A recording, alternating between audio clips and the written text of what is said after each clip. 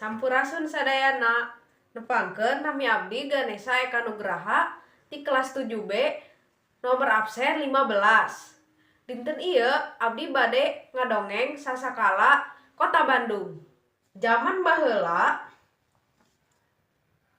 aya sasepuh anu ngaranna Empu Wisesa. Empu Wisesa netep di sakitaran Gunung Tangkuban Parahu. Empu Wisesa ieu kagungan murangkalih anu ngaranna Sekar. Empu Wisesa oge kagungan anak angkat anu ngaranna Wira jeung Jaka. Wira jeung Jaka diajarkeun ilmu bela diri ku Empu Wisesa.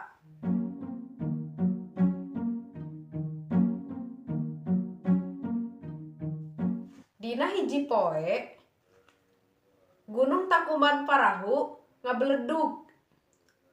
Desa di sakitaran gunung ancur.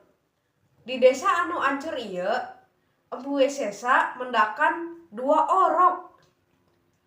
Orok eta dibere ngaran nyaeta Wira sareng Jaka. Empu Wisesa ngarawat Jaka sareng Wira sapertos anak kandung sorangan.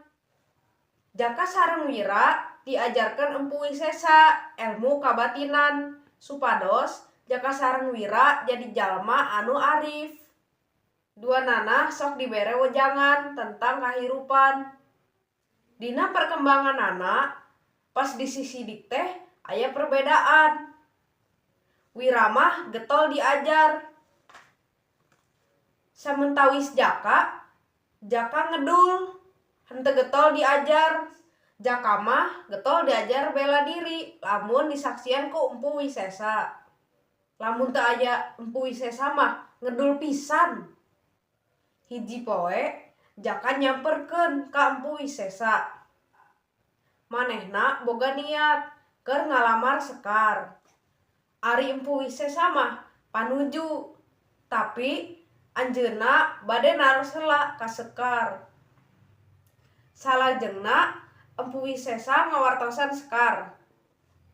Sekar, Abah bade ngawartosan yen Jaka bade ngalamar Sekar. Aduh, hapunten Abah. Salaresna abdi bogoh Kakang Wira. Sanes Kakang Jaka. Ngadangu jawaban kitu, Abah ngajawab. Aduh, Abah janten bingung. Peuting-peuting Empu Wisesa ningali lahar Gunung Tangkuban Parahu. Anjeunna mikiran cara kumaha cara nuntaskeun ieu perkara. Enjing-enjing Empu Wisesa nepangkeun Wira jeung Jaka.